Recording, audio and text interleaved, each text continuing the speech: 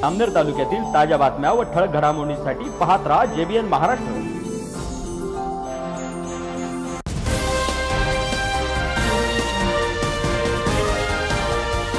नमस्कार, मी विनोद चौधरी। पाहूया काही ठळक वृत्त। जामनेर तालुक्यातील फत्तेपूर येथे जिल्हा सेवा प्राधिकरण जळगाव, जामनेर तालुका विधी सेवा समिती, वकील संघ जामनेर, फत्तेपूर पोलीस स्टेशन व ग्रुप ग्रामपंचायत फत्तेपूर यांच्या संयुक्त विद्यमाने कायदेविषयक जनजागृती शिबिराचे आयोजन करण्यात आले। या शिबिराच्या अध्यक्षस्थानी जिल्हा विधी सेवा प्राधिकरणाचे सचिव SP सय्यद होते। प्रमुख व्यासपीठावर न्यायाधीश DN चांबले, तालुका विधी सेवा समिती अध्यक्ष तथा जामनेर दिवाणी न्यायाधीश BM काळे, न्यायाधीश PV सूर्यवंशी, सरकारी वकील कृतिका भट, तालुका वकील संघाचे अध्यक्ष ॲडव्होकेट KP बारी, सचिव ॲडव्होकेट DB गोतमारे, तसेच advocate Shubhangi Phaste, advocate Saraswat, advocate Borse, Bablu Bhansali, Poona Shejule, Ganesh Phad आदी उपस्थित होते।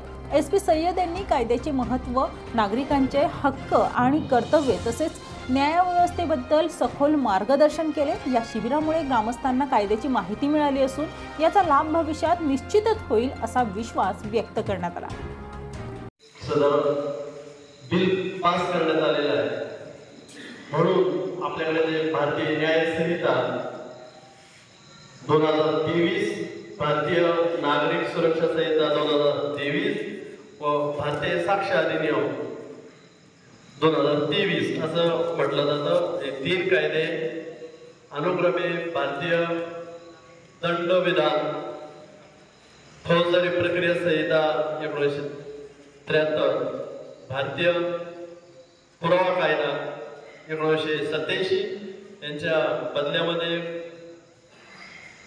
1 जुलै 2024 रोजीपासून लागू करण्यात आलेले आहे। ह्या कायद्यांना देखील सर्व देवनागरी लिपीमध्ये किंवा अशा मराठी हिंदी भाषामध्ये नावं देण्यात आलेली आहे। आपल्या BNS मध्ये टोटल 358 कलमांचा समावेश करण्यात आलेला आहे। तसेच BNSS मध्ये 531 कलमांचा समावेश करण्यात आलेला आहे। यामध्ये अनेक सुधारणा करण्यात आलेल्या आहे।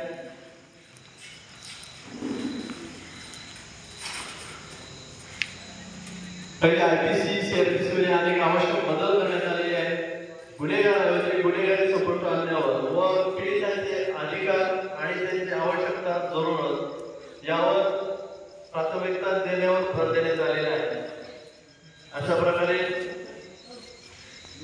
आपल्या भारत देशामध्ये 1 जुलै 2024 पासून नवीन कायदे लागू झाल्यानंतर त्यांची सर्वसामान्य जनमानसामध्ये माहिती देणे, त्याचा प्रसार करणे हे आवश्यक होते। त्या दृष्टीने आपल्या इथे जिल्हा विधी सेवा प्राधिकरण, तालुका विधी सेवा समिती, तसेच वकील संघ जामनेर आणि फत्तेपूर पोलीस स्टेशन आणि ग्रुप ग्रामपंचायत फत्तेपूर अशा संयुक्त विद्यमाने आज हा कार्यक्रम या ठिकाणी आयोजित करण्यात आलेला आहे। पुढील सूत्र मी सोनवणे सर यांच्याकडे अधिकारी कर्मचारी या ठिकाणी हजर आहेत, त्यांच्यासाठी सुद्धा मला असं वाटतं की या नवीनच गोष्टी असणार आहे। आपल्या सर्वांना माहिती आहे प्रत्येकाच्या घरामध्ये आजी आजोबा असतात, पण फोन आला आणि त्यांची जी प्रायव्हसी होती म्हणावं किंवा त्यांच्यासोबत आपण जो काही प्रेम होता, आपला जिव्हाळा होता, जे आपण त्यांच्याशी बोलायचो, आजी आजोबा नातवंडाला घेऊन खांद्यात घेऊन गावमध्ये फिरायची, तो प्रसंग राहिला का वाज? किती जण निश्चितपणे हो म्हणू शकता? नक्कीच नाही। कारण काय झालं, मूल 1 वर्षाचं झालं की आपण त्याच्या हातामध्ये फोन देतो आणि तो रडायचा थांबतो।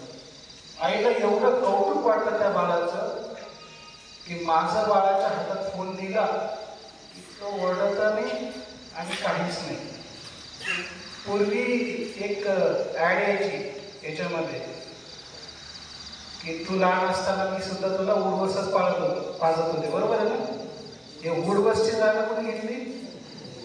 मोबाईलने घेतली। उडबस काय करते? बाळाला भंगी आणायचं, हे काय करतं? बाळाच्या डोळ्याची शक्ती संपवण्याचं काम करतं. विधी सेवा शिबिराच्या माध्यमातून फक्त कायद्याबाबतच जनजागृती होते असं नाही. पहिलं माझं या ठिकाणी आपल्या सर्वांना विनंती आहे की फोन हा चांगला आहे नक्कीच नवीन टेक्नॉलॉजी आपण स्वीकारली पाहिजे, परंतु त्याचे होणारे परिणाम हे आयुष्यभर असणार आहे. त्यामुळे त्याचा कसा वापर करायचा आपण सर्वांनी विशेषतः लक्ष देऊन त्याचा आपल्या लहान मुलांवर त्याचा वाईट वापर होऊन त्याच्यावर वाईट काही त्याचे परिणाम होणार याची काळजी घेतली पाहिजे.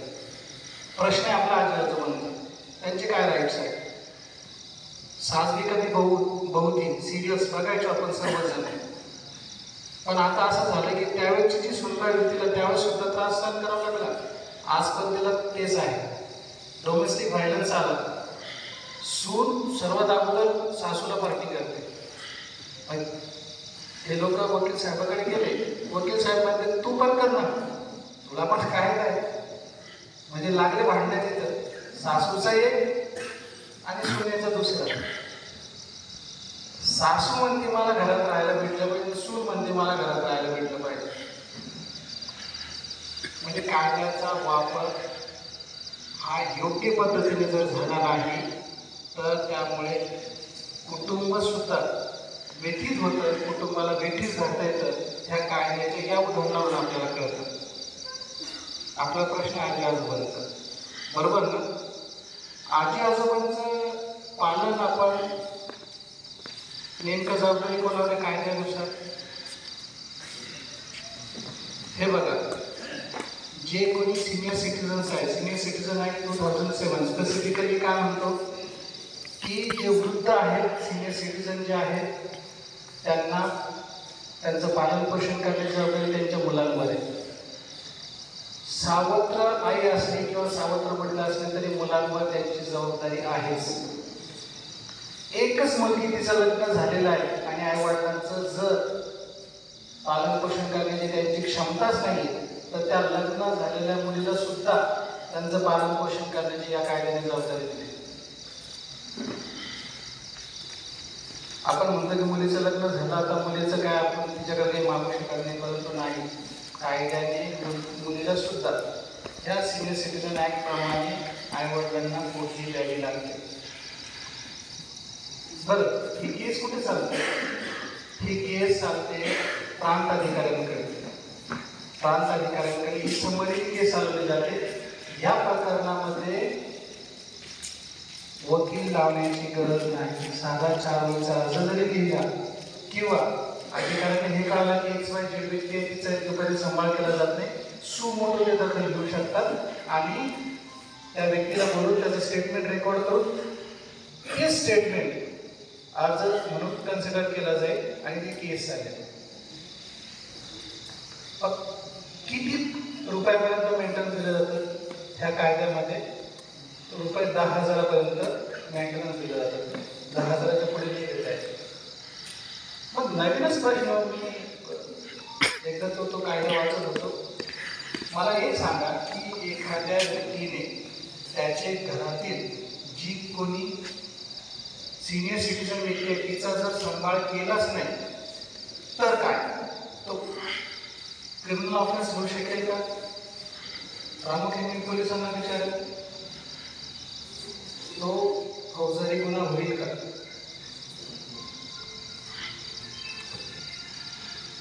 तर आपण जर हा कायदा वाचला तर कायद्यात म्हटलं की तो कॉग्निझेबल ऑफेन्स होईल. पोलीस त्याची डायरेक्ट दखल घेऊ शकतात आणि दखलच नाही तर याच्यामध्ये जी व्यक्ती घरातील वरिष्ठ व्यक्तीची किंवा सिनियर सिटीजन व्यक्तीची त्याचा सांभाळ करणार नाही अशा व्यक्तीला 3 महिन्यापर्यंत सजा होऊ शकते आणि दंड 5,000 किंवा दोन्हीही शिक्षा देता येते. हे आपण बघितलेलंच नाही तर समाजात सर्रास होत आहे, सर्रास. आपण त्याच्याकडे कधीच लक्ष दिलेलं नाही. म्हणून मला असं वाटतं की मी ती प्रोव्हिजन या ठिकाणी वाचून दाखवावी जेणेकरून आपल्या सर्वांना त्याकडे लक्ष देता येईल.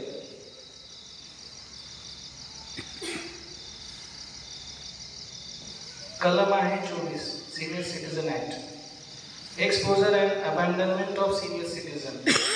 Whoever having the care or protection of senior citizen leaves such senior citizen in any place with the intention of wholly abandoning such senior citizen shall be punishable with imprisonment of either description for a term which may extend to 3 months or fine which may extend to 5,000 rupees or both.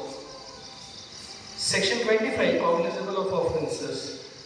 Clause 1 not WhatsAppद्वारे समन service valid होती, परंतु ती फक्त त्याच पिरियडमध्ये होती. आता काल परवाच जस्टिस कंकणवाडी मॅडमचं जजमेंट आलेलं आहे की जर पोलिसांनी समन्सची बजावणी व्हॉट्सअपद्वारे केली तर ती ग्राह्य धरली जाणार नाही.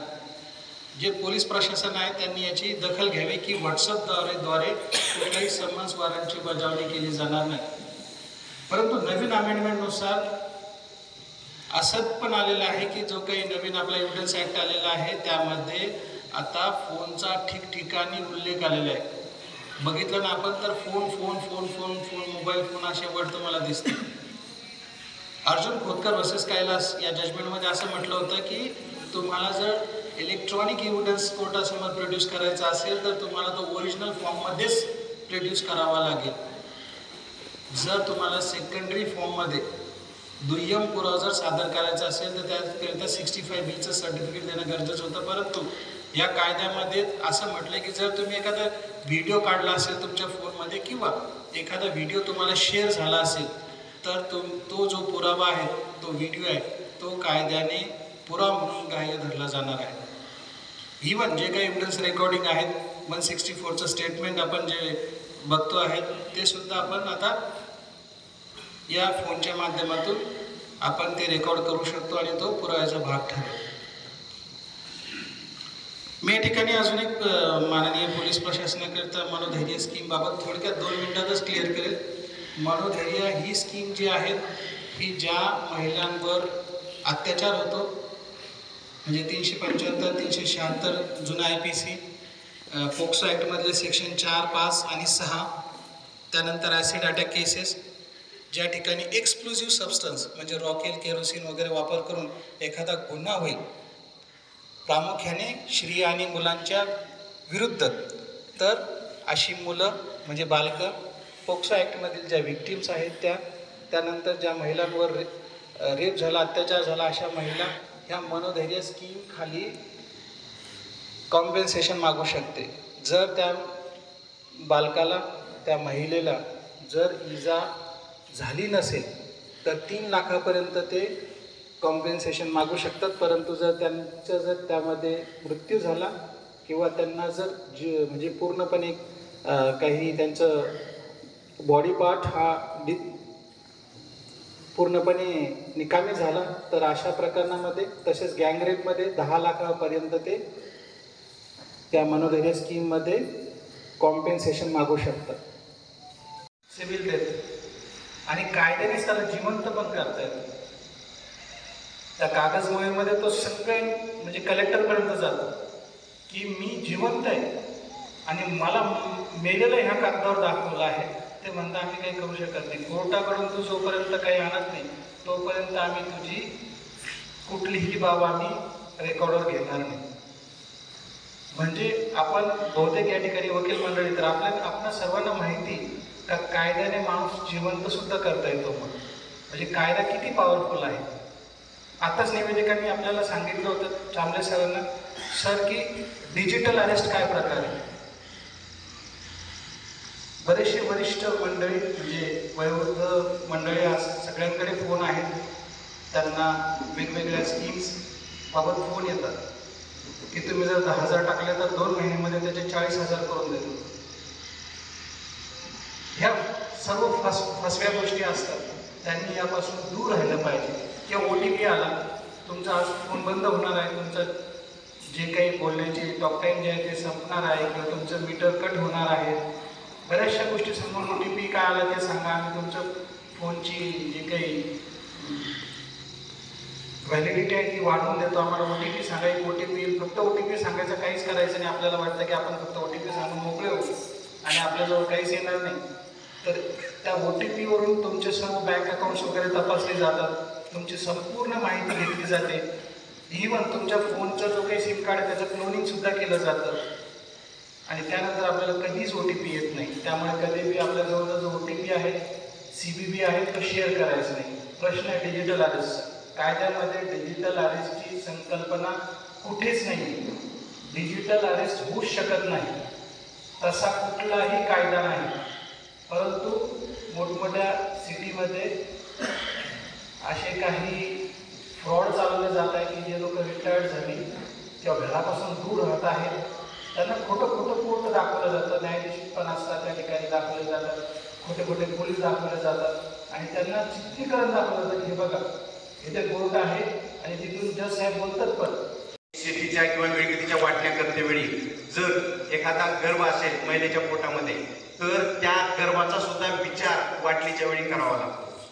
म्हणून जन्मल्यापासून मरेपर्यंत कायदा लागू होतोच, परंतु गर्भात असल्यापासून कायदा लागू होतो. म्हणून आणि त्याचं भविष्य उद्ध्वस्त होईल यासाठी ही अशी तरतूद या बाल न्याय कायद्यामध्ये केली आहे. तसेच जर बाल न्याय कायद्यामध्ये आपण बघितलं असाल की कुठे एखाद्या बालकानं जर गुन्हा केला तर काय केलं जात होतं, त्याला कुठेतरी बसमध्ये वृद्ध नागरिकांना लोकांना बसमध्ये चढवण्यासाठी अशा प्रकारची शिक्षा दिली जात होती. तर याच्या मागचं कारण काय आहे की जर त्यांना शिक्षा दिली तर त्याचं भविष्य अंधारात जाईल आणि त्याच्या पुढे प्रगतीमध्ये त्याचा परिणाम होईल, हा त्यामागचा उद्देश आहे.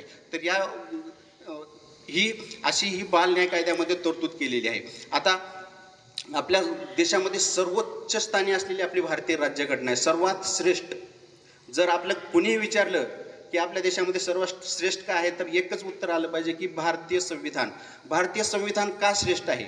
कारण आपल्या देशातला जो कारभार आहे तो सर्व भारतीय संविधानामध्ये असलेल्या तरतुदीनुसारच चालत असतो. मग जे आपले आधारस्तंभ आहेत, न्यायमंडळ, कार्यकारी मंडळ, कायदे मंडळ, न्यायमंडळ, कार्यकारी, हे सुद्धा भारतीय संविधानामधलेच.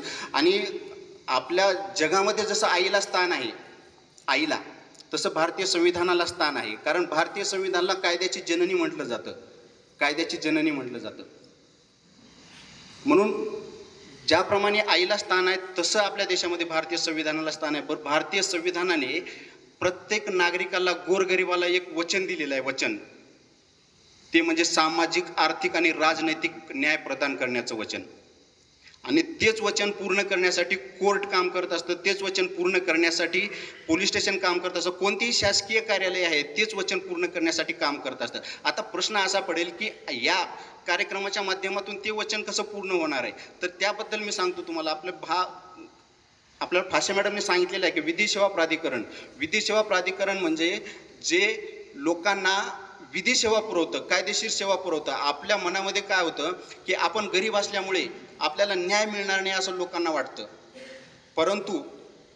परंतु जे गोरगरीब आहेत, मागासवर्गीय आहेत, असं समजलं.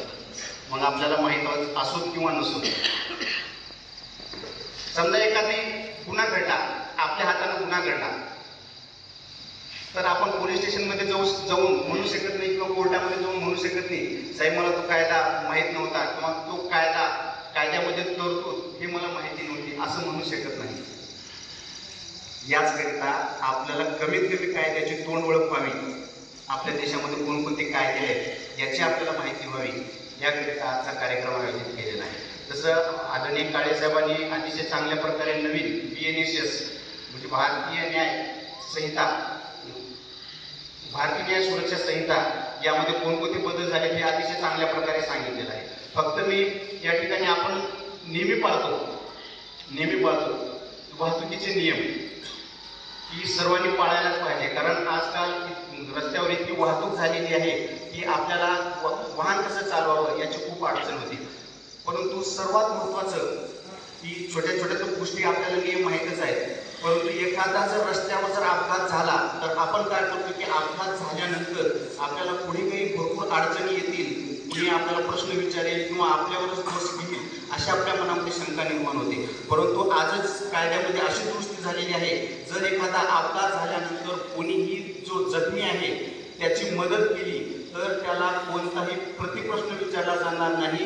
जर त्याची संमती असेल तरच त्याला साक्ष देण्यासाठी किंवा जर स्वतः तो आय विटनेस असेल तरच साक्ष देण्यासाठी बोलवलं जातं. म्हणजे म्हणजे आपल्या जे मनामध्ये भीती वाटत होती की आपल्याला प्रतिप्रश्न विचारतील किंवा आपल्यावर दोष देतील, असं कधीही मनामध्ये आणू नका. आणि कुठेही अपघात झाला तर त्या अपघातग्रस्तांना आपण निश्चित मदत करा. बाकी आपल्याला माहिती आहे की जर दारू पिऊन किंवा नशेमध्ये जर गाडी चालवली तर अगोदर खूप शिक्षा कमी होती, परंतु आता तुम्हाला शिक्षा किती आहे किंवा दंड किती आहे मी मुद्दाम सांगतो. जर नशेमध्ये गाडी चालवली तर आपल्याला कमीत कमी 10,000 रुपये दंड कोर्टामध्ये भरावा लागतो. म्हणून आपण या ठिकाणी सरपंच, उपसरपंच किंवा आपले पोलीस पाटील हे बसलेले आहेत, की आपली जबाबदारी आहे की ह्या आम्ही जे या ठिकाणी सांगतोय कायद्याविषयी ते आपण आपल्या गावातील लोकांमध्ये कायद्याची जनजागृती करावं. तसेच आपल्याला पोक्सो कायदा आपल्याला माहिती आहे. पोक्सो म्हणजे protection of children from sexual harassment, म्हणजे बालकांच्या लैंगिक छळापासून संरक्षणाचा कायदा. तर या कायद्यामध्ये काय होतं की बालकावर अन्याय होतो, बालकावर लैंगिक छळ होतो. मग लैंगिक छळ झाल्यामुळे सर्वात महत्त्वाचा प्रश्न आपल्या पुढे असा उद्भवतो की लैंगिक छळ झाल्यानंतर आपण जर कंप्लेंट दिली पोलीस स्टेशनला कंप्लेंट दिली तर आपल्या मुलीचं नाव किंवा मुलाचं नाव समोर येईल आणि आपल्याला पुढे तिच्या भविष्यासाठी अडचण होईल. परंतु कायद्यामध्ये अशी स्ट्रिक्ट तरतूद आहे, जर कोणत्याही बालकांविषयी लैंगिक छळ झालेला असेल तर त्याचं नाव कुठेही उघड केलं जात नाही. जर उघड केलं तर त्याच्यासाठी सुद्धा शिक्षेची तरतूद केलेली आहे. म्हणून आपल्यावर जर अन्याय होत असेल तर कुणीही घाबरू नका. तसेच बाल न्याय कायदा हे सुद्धा महत्त्वाचा आहे. बाल न्याय कायदा काय होतं, एखाद्या बालकानं जर गुन्हा केला, बालक म्हणजे काय, ज्यांचं वय 18 वर्षापेक्षा कमी आहे, जर त्यांना जर गुन्हा केला तर आपल्याला एखाद्या व्यक्तीनं गुन्हा केल्यानंतर त्याला गुन्हेगार म्हणतात, त्याचा त्याचा फायदा होतो. म्हणून हे तुम्हाला नक्की काम करायचं. आता कायद्यात खूप बदल झालेले आहेत, परंतु सगळे कायद्यातले बदल आता इथे पूर्ण सांगणे काही योग्य होणार नाही किंवा वेळ कमी पडेल. परंतु थोडं जे आपल्या नेहमीच्या कामाचं येईल ते तुम्हाला सांगतो. नक्की त्याचा तुम्हाला फायदा होईल. सर्वात प्रथम काय होतं की आधी असं होतं कायद्यामध्ये की ज्या पोलीस स्टेशनच्या हद्दीमध्ये एखादा गुन्हा घडला तर त्याच पोलीस स्टेशनच्या हद्दीमध्ये आपण रिपोर्ट द्यायला गेलं पाहिजे, तिथेच रिपोर्ट दिला पाहिजे. दुसऱ्या समजा पोलीस स्टेशनमध्ये आपण गेलो तर तिथला पोलीस, तसं पोलीस सगळे चांगलेच असतात पण काही सुद्धा वाईट अनुभव येतात. नाही इथे तुमचा रिपोर्ट चालत नाही, आमच्या हद्दीत घडलेला नाही, त्यामुळे तुम्ही या हद्दीत जा, इथे घडला तिथे सांगा, पाठवून द्यायचा. लोकांना त्याचा मानसिक त्रास व्हायचा, म्हणजे आमच्यावर अत्याचार होऊन सुद्धा आमचा कोणी रिपोर्ट घेतला जात नाही. मग त्याचा काय फायदा म्हणजे नुकसान झालं की लोकांनी रिपोर्ट दिलं सोडून दिलं की आपला न्याय प्रयत्न पुढे जायचं. म्हणून कायद्यात नवीन तरतूद झाली की आता कुठेही घटना घडून जवळच्या पोलीस स्टेशनमध्ये जाऊन तिथल्या पोलिसांनी तुमचा रिपोर्ट घ्यायला पाहिजे. त्याला म्हणतात 0 रिपोर्ट. आणि ज्या ज्युरिडिक्शनमध्ये तो गुन्हा घडलेला आहे तिथे तो रिपोर्ट पाठवायला पाहिजे. हा एक नवीन कायद्यातला बदल.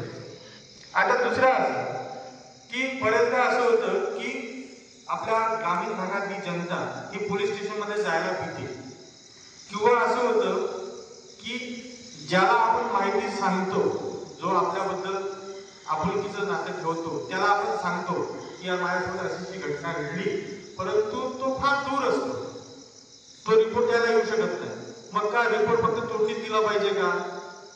तर आता नवीन कायद्यानुसार रिपोर्ट हा इलेक्ट्रॉनिक मोड, म्हणजे जे इलेक्ट्रॉनिक पद्धत आहे, कॉम्प्युटर झालं, व्हॉट्सअप झालं किंवा आणखी काही झालं, तिथनं सुद्धा तो रिपोर्ट तिथल्या पोलीस स्टेशनला पाठवू शकतो की असा गुन्हा झालेला आहे, याच्यावर अत्याचार झालेला आहे, तुम्ही तो गुन्हा नोंद करा. पण ते अट थोडीच आहे की ज्या माणसाने इलेक्ट्रॉनिक मोड्सने तो रिपोर्ट त्या पोलीस स्टेशनला पाठवला तर त्या माणसाने 3 दिवसाच्या आतमध्ये तिथे जाऊन मी ते रिपोर्ट दिलेला आहे म्हणून सही करायची त्या रिपोर्टवर. असं नाही तर काय होईल की कोणी आपल्या इलेक्ट्रॉनिक मोड्सने रिपोर्ट पाठवून देईल किंवा अशी घटना घडलेली आहे तुम्ही नोंद करून घ्या, ते नोंद करून घेतील पण त्याचं ऍक्शन करणार नाही. कारण हा त्याचा नियम असा आहे की ज्या माणसाने तो रिपोर्ट दिलेला आहे त्यांनी 3 दिवसाच्या आतमध्ये त्या पोलीस स्टेशनमध्ये जाऊन सांगायचं की मी तो रिपोर्ट दिलेला आहे, तो मी आहे, आणि त्यावर साईन करायची. आता बरंचदा असं होतं की आपण सरपंच किंवा तंटामुक्ती अध्यक्ष म्हणून काम करतो की पोलीस स्टेशनला गेलं, रिपोर्ट दिला तर पोलिसांनी त्वरित त्या आरोपीला अटक केली पाहिजे असा गावातला समज बनतो. आणि मग काय होतं, त्या पोलीस पाटलाकडे, त्या सरपंचाकडे, तंटामुक्ती अध्यक्षाकडे येतं, पोलिसांनी पैसे खाल्ले असतील म्हणून तर पोलीस येत नाही, किंवा तुमचा जर फायदा असेल म्हणून तुम्ही काही केले नाही. याच्याचा नियम असा आहे की पोलीस स्टेशनला जर रिपोर्ट दिलेला आहे तर पोलिसांना प्रत्येक गुन्ह्यामध्ये त्या आरोपीला अटक केली पाहिजे असं नाही. ज्या गुन्ह्याला 7 वर्षापेक्षा कमी शिक्षा आहे किंवा 7 वर्ष शिक्षा आहे अशांना तो पोलिसांना अधिकार दिला आहे की त्यांना जसं वाटलं की या गुन्ह्यामध्ये आरोपीला अटक करणं गरजेचं आहे तर ते अटक करू शकतात. आणि त्यांना असं वाटलं की नाही या गुन्ह्यामध्ये आम्हाला अटक करणं गरजेचं वाटत नाही तर त्यांना पोलीस अटक करण्याची तुम्ही त्यांना जबरदस्ती करू शकत नाही. हा अधिकार तुम्हाला पोलिसांना दिलेला आहे. अटक 7 वर्षाच्या वर गुन्हा जर असे जरी शिक्षा असेल तर त्याला पोलिसांना त्यांची म्हणजे आपण सत्सविधी वापरायची गरज नाही, त्यांना अटक केलीच पाहिजे. आता जळणाऱ्याला विस्तव करतो, बघणाऱ्याला नाही, जगणाऱ्याला जीवन करते, पळणाऱ्याला नाही. जळणाऱ्याला विस्तव करतो, बघणाऱ्याला नाही, जगणाऱ्याला जीवन करते, पळणाऱ्याला नाही. ताऱ्यांमधले अंतर सोडा, माणसातले मोजा, ताऱ्यांमधले अंतर सोडा, माणसातले मोजा. जवळीकतेची गरज माणसा, जवळीकतेची गरज माणसा, ग्रहताऱ्यांना नाही.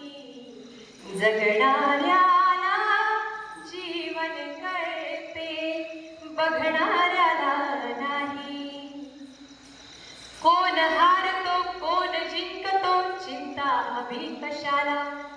कोण हारतो कोण जिंकतो, चिंता हवी कशाला. चिंता याची बघणाऱ्याला, चिंता याची बघणाऱ्याला, लढणाऱ्याला नाही. जगणाऱ्याला जीवन करते, पळणाऱ्याला नाही. जळणाऱ्याला विस्तव करतो, बघणाऱ्याला नाही. एका जागी थांबून थांबून डबके होईल पाणी, एका जागी थांबून थांबून डबके होईल पाणी.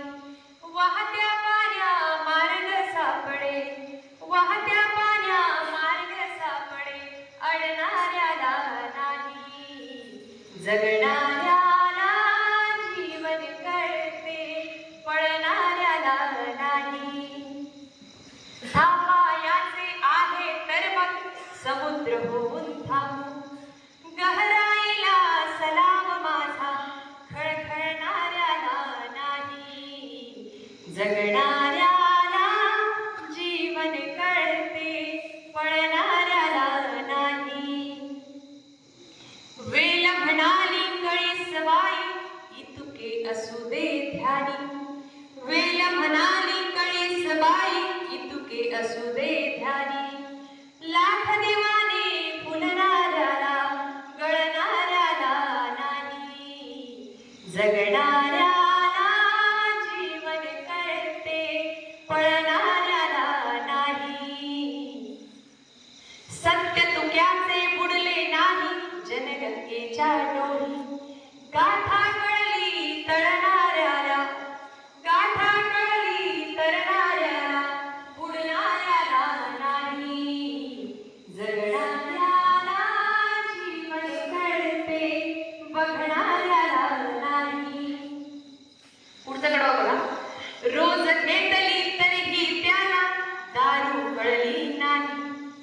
रोज घेतली तरीही त्याला दारू कळली नाही. दारू कळली विकणाऱ्याला, दारू कळली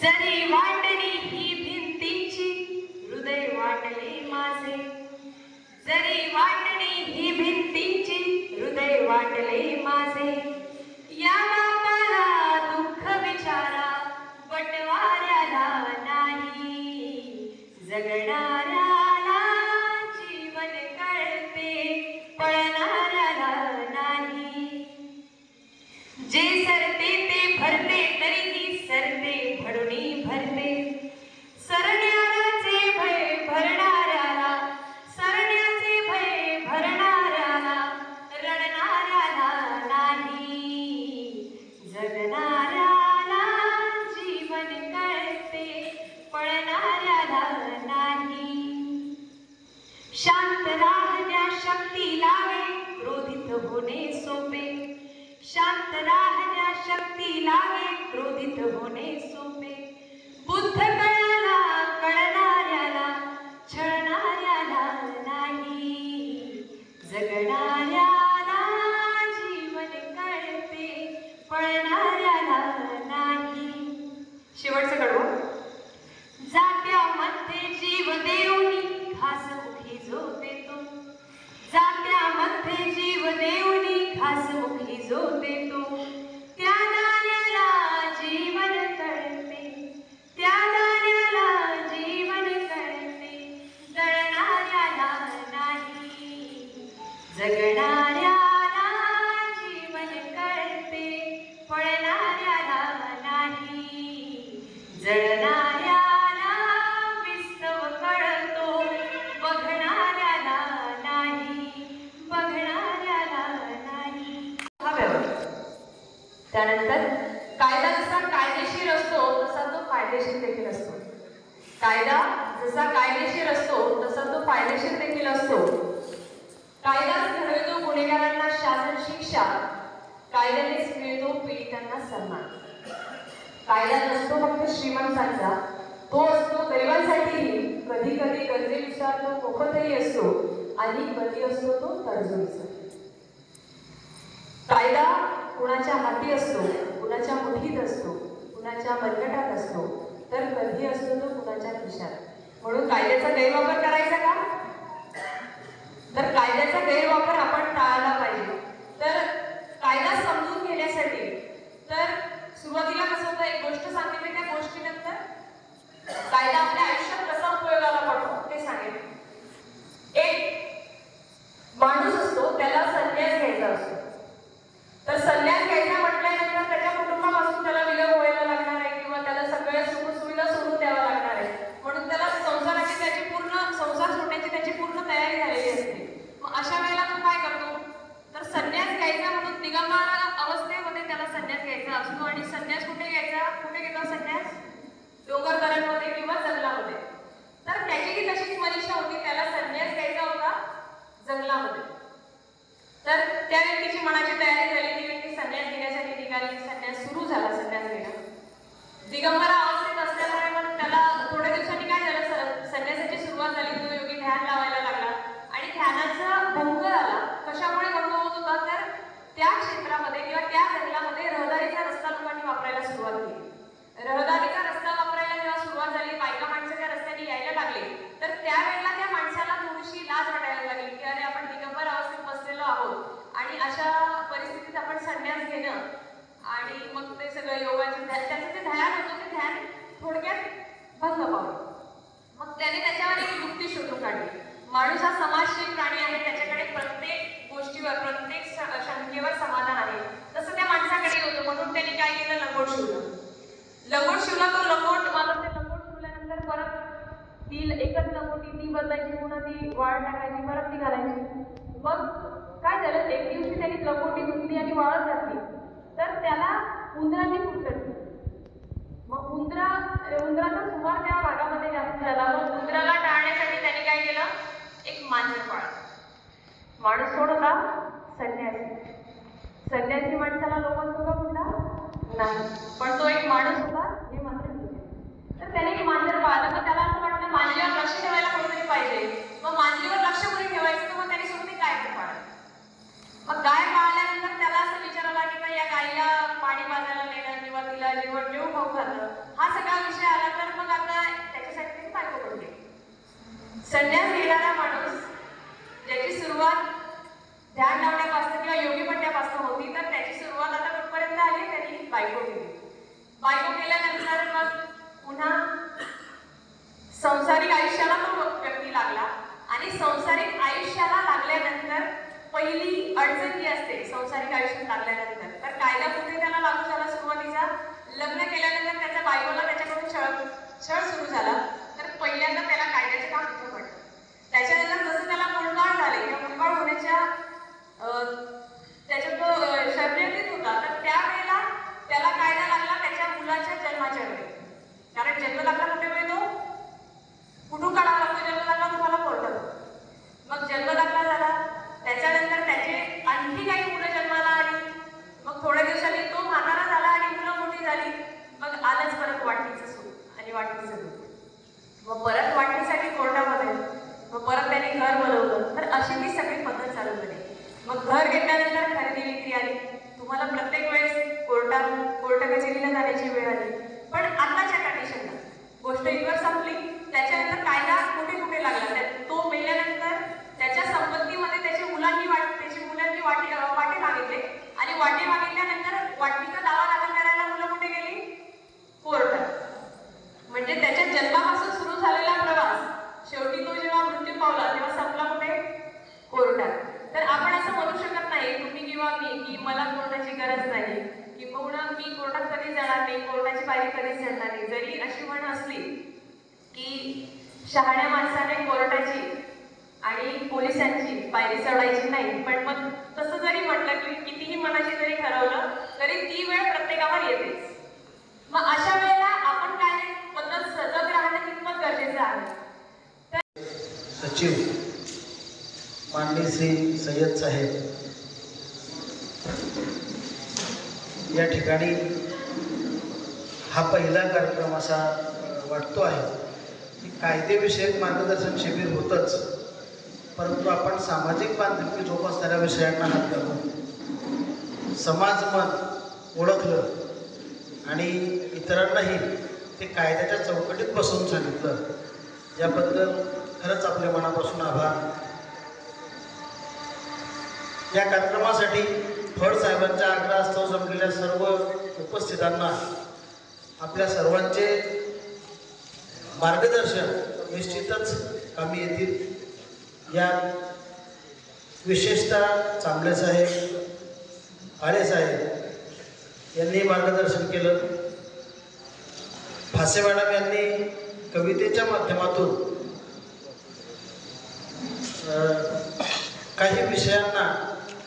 काही विषयांवर प्रकाश टाकला. निश्चितच हा आपल्या जीवनाशी निगडीत असलेले विषय आहेत. जन्माच्या पूर्वीपासून तर मरेपर्यंत किंवा मेल्यानंतरही कायदा आपल्याला किती महत्त्वाचा आणि कसा वापरता येऊ शकतो हे थोडक्यात सांगण्याचा प्रयत्न अशक्यच आहे. कारण जन्मापासून मृत्यूपर्यंत किंवा 50, 60, 70 वर्षाचं वय आणि तो तासाभरात सांगणं आपल्याला शक्य नाही. परंतु मान्यवरांनी या ठिकाणी आपल्याला यथोचित मार्गदर्शन केलेलं आहे. मी फत्तेपूर पोलीस स्टेशन, फत्तेपूर ग्रामपंचायत यांच्या वतीने आयोजित या कार्यक्रमास सर्वच उपस्थित मान्यवरांचे आभार मानतो आणि वेळ फार झाला आहे म्हणून थांबतो. धन्यवाद. या बातमीत इथेच थांबूया. ताज्या अपडेटसाठी www.jbnmaharashtra.com या आमच्या वेबसाईटला लॉग इन करा. तसंच यूट्यूबवरील आमचे व्हिडिओ पाहायला विसरू नका आणि गुगल प्ले स्टोअरवरील JBN न्यूज ॲप डाउनलोड करून JBN Maharashtra news channel live पहा. नमस्कार.